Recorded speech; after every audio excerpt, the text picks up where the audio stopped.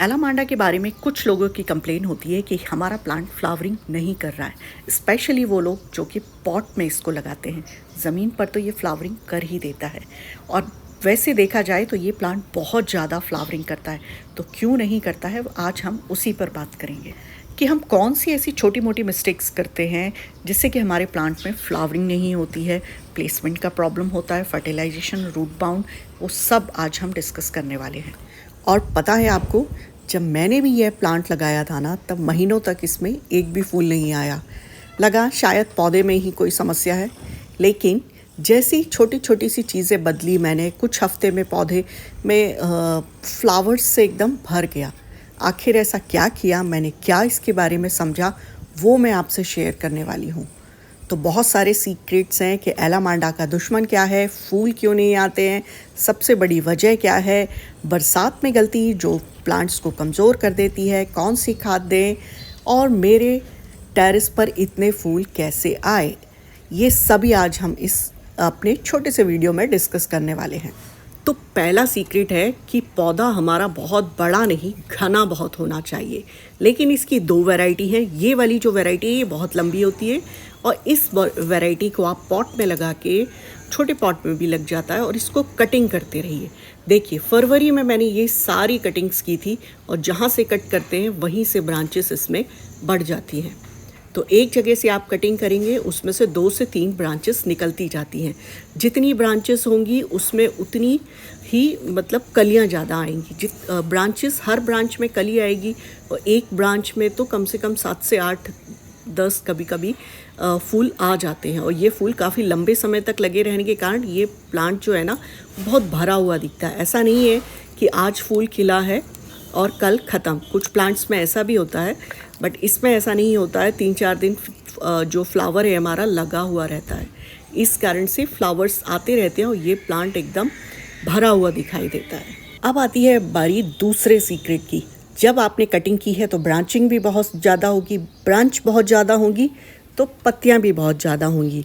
तो इसको आप ऐसी जगह प्लेस करिए जहाँ पे, क्योंकि मॉनसून का मौसम है, अगर इसमें बहुत नमी रहेगी तो इसमें फंगस वगैरह या कीड़े होते हैं जो पत्तियां खाते हैं, वो सब होने का डर रहता है। तो क्रॉस वेंटिलेशन हो इस प्लांट में, ऐसी जगह रखिए, नीचे से पत्तियां थोड़ी सी क्लीन रखिए, फिर ये प्लांट आपका हेल्दी रहेगा। और इसमें एक्स्ट्रा जो ब्रांचेस होती हैं उनको आप हटाते जाइए। तो ये बारिश में आपको ये छोटी सी केयर करनी है कि प्लांट बहुत घना हो गया है तो इसे कहीं घुसा के ऐसी जगह मत रखिए जहाँ पे इसको हवा ना लगे, खुली हवा में रखिए। अब फ्लावरिंग प्लांट है तो तीसरा सीक्रेट एक लाइट पर भी होना ज़रूरी है। तो इस प्लांट को डायरेक्ट लाइट चाहिए। ऐसी किसी जगह मत रखिए जहाँ सिर्फ थोड़ी सी सुबह, थोड़ी सी शाम को लाइट आती हो। फ्लावरिंग चाहिए तो आपको खुली धूप में इस पेड़ को रखना पड़ेगा, जहाँ 6 से 8 घंटे की धूप मिलती हो। ऐसी किसी जगह नहीं रखिए जहाँ पे शेड आती हो, क्योंकि अगर थोड़े समय ही इसको सनलाइट मिल रही है तो फिर इसमें पत्तियाँ ज़्यादा आएंगी, फूल कम आएंगे। ये मेरा एक्सपीरियंस है। तो आप ध्यान रखिए कि थोड़ा सा जाके चेक करिए दोपहर में कि हमारा जहाँ पॉट रखा हुआ है उसको धूप मिल रही है, नहीं मिल रही है, तो इसका प्लेसमेंट चेंज करते रहिए। नेक्स्ट सीक्रेट है ज़्यादा नाइट्रोजन कम फूल। यस, आप अगर वर्मी कंपोस्ट या गोबर की खाद ही इसको देते हैं तो इसमें पत्तियाँ ज़्यादा होंगी, फूल कम होंगे। तो आप ऐसी चीज़ें दीजिए जैसे कि प्याज, आलू के छिलके का पानी दीजिए, या फिर जो मैं आपको आगे भी बताने वाली हूँ फर्टिलाइज़र, वो दे सकते हैं। इनसे फ्लावरिंग ज़्यादा होती है। तो अगर इस तरह की हेल्दी आपको बर्ड्स चाहिए जो बर्ड ड्रॉप का प्रॉब्लम ना हो, तो आप क्या कर सकते हैं, साल में एक बार केयर करना बस बहुत ज़रूरी होता है। इस प्लांट की हम कटिंग प्रूनिंग पहले कर चुके थे, बट अब टाइम है फ्लावरिंग का। तो फ्लावरिंग के पहले इस प्लांट को आप जैसे देख सकते हैं, इसमें बहुत ज़्यादा रूट्स हो गई हैं। मेरे प्लांट में तो बहुत ज़्यादा है, अगर आपके प्लांट में उतनी नहीं है तो आप हल्की सी गुड़ाई करके फर्टिलाइज़र डाल सकते हैं। लेकिन आप जैसा देख रहे हैं मेरा प्लांट जो है वो बिल्कुल भर चुका है, तो इसको मैं अच्छे से मिट्टी की गुड़ाई करके इसमें आज कुछ फर्टिलाइज़र ऐड करने वाली हूँ जो इसकी फ्लावरिंग को बूस्ट करते हैं। अच्छा, अब ये भी आप देख सकते हैं कि इसमें फाइब्रस रूट कितनी ज़्यादा हैं। इतनी बारीक बारीक फाइब्रस रूट यानी कि बारीक वाली जड़ें। आपके प्लांट में जितनी बारीक जड़ें दिखती हैं ना, आप समझ जाइए कि आपका प्लांट हेल्दी है। अगर ये जड़ें कम होती हैं तो समझ जाइए कि जड़ें गल रही हैं, उनको एयर नहीं मिल रही है, मतलब कि या तो आप पानी ज़्यादा डाल रहे हैं, ऐसी बहुत सारी प्रॉब्लम्स हो सकती हैं। लेकिन अगर आप किसी प्लांट की गुड़ाई करते हैं और आपको इस तरीके से अगर जड़ें दिखती है ना, तो खुश हो जाइए, आपका प्लांट हेल्दी है। तो बस इसको मैंने हल्का सा जितना हो सकता था, मैंने उसकी मिट्टी को इस तरीके से जड़ों को निकाल लिया है, सफाई कर ली है, जिससे कि हमारा प्लांट थोड़ा सा पोरस हो जाए, मींस एयर आ जाएगी। और इसमें हम फर्टिलाइज़र भी डाल देते हैं। और देखिए तो ज़रा, एक न्यू बर्ड आई है, अभी बिल्कुल छोटी सी है, उसने अपना घर बनाना स्टार्ट किया है। इसके पहले रॉबिन भी थी जो मैंने आपसे शेयर की थी, वो तो कई बार अपने बेबीज़ को बर्थ दे चुकी है, उस पर मैंने एक वीडियो भी बनाया था। तो देखते हैं ये इसके बेबीज़ कैसे होते हैं। ये सब भी गार्डन में देखना बहुत अच्छा लगता है। तो चलिए अपने काम पे फोकस करते हैं। ये है ट्राइकोडर्मा, जो कि मैं महीने में एक बार पानी में घोल के सभी प्लांट्स में दे देती हूँ, क्योंकि एक ऑर्गेनिक फर्टिलाइज़र है। लेकिन अगर बहुत ज़्यादा सेंसिटिव प्लांट होते हैं, जैसे कि एडीनियम्स वगैरह होते हैं ना, उनमें हम साफ दे देते हैं। लेकिन ये सफिशिएंट होता है नॉर्मल प्लांट्स के लिए, फंगस अटैक नहीं, बारिश में तो स्पेशली। वैसे आप डालें या ना डालें, लेकिन बारिश में आप ट्राइकोडर्मा का यूज़ करिए, पानी में घोल के महीने में एक बार अपनी मिट्टी में डाल दीजिए और भूल जाइए। बहुत महंगा भी नहीं आता है, आप इसे मीशो वगैरह से ऑर्डर कर सकते हैं, मैंने वहीं से मंगाया है। इसके साथ ही हम यूज़ करने वाले हैं एप्सम सॉल्ट। ये भी प्लांट की हेल्थ को बहुत अच्छा रखता है, जैसा कि आप इस पे काफ़ी सारी चीज़ें लिखी हैं, वो आप पढ़ के देख सकते हैं। तो ये थोड़ा सा मैं 1 चम्मच लेने वाली हूँ, बहुत कॉस्टली ये भी नहीं आता है।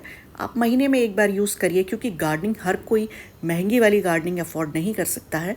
तो ठीक है, थोड़ा थोड़ा सा यूज़ करिए, ज़्यादा नहीं। सभी कुछ ऑर्गेनिक है, किसी का कोई नुकसान नहीं है। ये सब चीज़ें इतना केमिकल वाली नहीं है। हमने ऑर्गेनिक पोटाश भी लिया है, जो फ्लावरिंग के लिए अच्छा होता है। थोड़ा थोड़ा सा डालते हैं हम, ज़्यादा नहीं। पोटाश को आप चाहें तो घोल के भी रख सकते हैं, 1 आध हफ्ते फिर डाल दीजिए। अदरवाइज़ 7 से 8 दाने हम मिट्टी में डाल देते हैं, जिससे कि ये सब चीज़ें डालने से फ्लावर्स के कलर, पत्तियों के कलर्स ब्राइट होते हैं, सॉइल आपकी अच्छी रहेगी, न्यूट्रिशन मिलेंगे। कुछ हमने 1 चम्मच से बस थोड़ा सा कम लिया है। पोटाश भी लिया है, ऑर्गेनिक पोटाश है, तो इतना कुछ डर नहीं है। और मेरा प्लांट पुराना है, आपका नया प्लांट हो 7 से 8 दाने डालिए बस इन सब का मिक्स करके हम प्लांट के चारों तरफ डाल देंगे और इसमें अच्छी वाटरिंग करेंगे। सॉइल भी अच्छी रहेगी और प्लांट की ग्रोथ भी अच्छी होगी। सबसे बड़ी चीज़ ऑर्गेनिक है, कोई चीज़ थोड़ी कम या ज़्यादा हो जाए ऑर्गेनिक में तो इतना टेंशन की बात नहीं होती है। और इसमें से अगर आपके पास कुछ नहीं है तो स्किप भी कर दीजिए, फिर आप लिक्विड फर्टिलाइज़र दीजिए। लेकिन बारिश में अभी ये सब लिक्विड फर्टिलाइज़र हम नहीं देते हैं, क्योंकि फंगस वगैरह का डर रहता है। तो बारिश में अगर ये नहीं है आपके पास, तो सिंपल इसको बारिश में छोड़ दीजिए, खुली धूप में, तो भी ये फ्लावरिंग करेगा। तो ज़्यादा फ्लावरिंग के लिए सिर्फ हम ये सब करते हैं, नहीं तो नॉर्मल फ्लावरिंग आप अगर बारिश के पानी, अभी हम इसमें पानी अच्छे से देंगे, क्योंकि हमने इसमें एप्सम सॉल्ट दिया है और ट्राइकोडर्मा दिया है, तो पानी देना बहुत ज़रूरी है, क्योंकि ट्राइकोडर्मा कभी भी सूखी मिट्टी में नहीं देते हैं। वैसे तो पानी में घोल के दें तो ज़्यादा बेटर रहता है, बट मैंने एक साथ आज दे दिया है, लेकिन इसको पानी बहुत अच्छे से दें। अब बात करते हैं कि इसको डेली वाटरिंग करनी है या गैप में वाटरिंग करनी है। तो इस प्लांट को आप डेली ही वाटर दीजिए, भले ही एकदम भरकर मत दीजिए, पर डेली वाटरिंग करिए, क्योंकि ये प्लांट ना वाटर स्ट्रेस में बहुत जल्दी जाता है।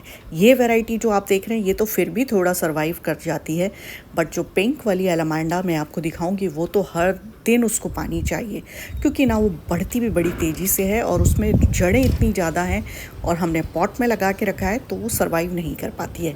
देख सकते हैं फ्लावर्स आपको कुछ कुछ डल दिख रहे होंगे, मतलब इसमें कल पानी डाला था और आज नहीं डाला, तो इसके फ्लावर्स डल होने लगे हैं हल्के से।